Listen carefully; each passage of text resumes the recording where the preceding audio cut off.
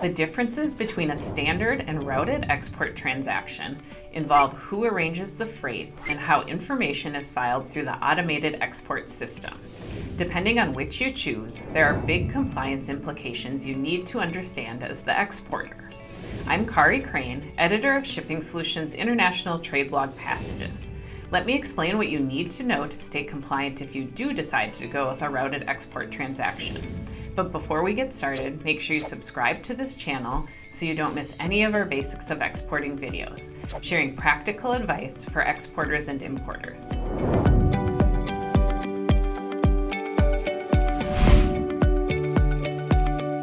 First, what is a standard export shipment?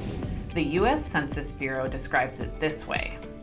A standard shipment is all goods being sent from one U.S. principal party in interest, or USPPI, to one consignee located in a single country of destination on a single conveyance and on the same day. In other words, the U.S. seller of the goods works with a freight forwarder or directly with a shipping company to arrange to ship their goods to the buyer in the foreign country, usually by transporting the goods from the seller's location to at least the port of export, if not all the way to the buyer's location in another country. A routed export shipment has unique and often confusing rules. These are the major changes in responsibility that you need to understand. In a routed export transaction, the foreign principal party in interest, or FPPI, purchases goods from the USPPI and authorizes a U.S. agent to facilitate the export of items from the United States on their behalf. Let me repeat that using non-government language. In a routed export transaction, the buyer in a foreign country hires someone like a U.S. freight forwarder to pick up the goods from the seller and ship it out of the country. A routed export transaction usually occurs when the U.S. seller wants to have minimal involvement in the export process. Why is this distinction important?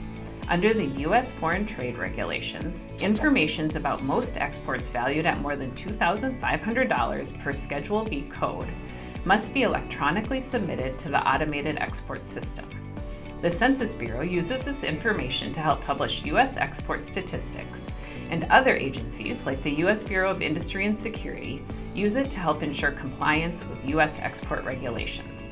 For a standard export transaction, the U.S. principal party in interest, who is usually the exporter, is the party responsible for making sure accurate information is filed through AES.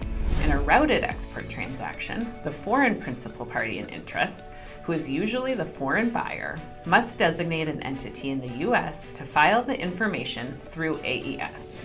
The FPPI also authorizes the preparation and filing of the electronic export information in one of two ways. One, the FPPI can authorize the USPPI to file the EEI. With written authorization from the FPPI, the USPPI can file through AES and ensure the EEI and related documentation associated with the routed export transaction are filed correctly. Two, the FPPI can authorize their agent to prepare and file the EEI.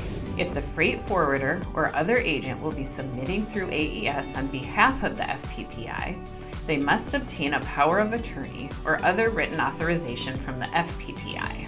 In this case, the USPPI, again that is usually the seller, must provide the following data to the authorized freight forwarder or other agent so they can file through AES. The name and address of the USPPI, the employer identification number or other tax identification number of the USPPI, the point of origin for merchandise awaiting exportation, the appropriate merchandise code, domestic D or foreign F, the appropriate Schedule B number, the appropriate Schedule B description of commodities, the appropriate quantity and unit of measure, the appropriate value, the appropriate export control classification number, ECCN, or enough technical information to determine the ECCN.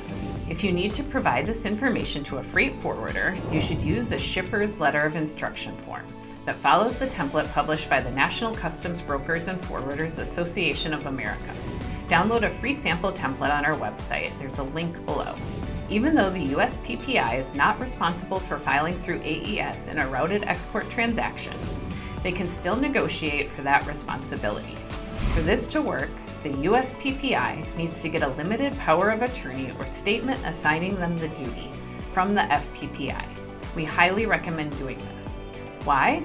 Because in a routed export transaction, you are giving up at least partial control of one of the cornerstones of successful exporting, compliance. Your customer, who's most likely not in the US, probably does not understand or care about US export regulations. But you don't have that luxury. Compliance is your responsibility. If you want to take charge of filing through AES, but you need to learn more, I'll link below to our free white paper explaining the process. If you liked this video, like it, share it, and subscribe to our channel. Watch for more videos sharing real practical advice about export documentation, compliance, and the latest changes affecting exporters. You'll also find hundreds of articles about every aspect of exporting on our blog, shippingsolutions.com/blog. You'll find a link below.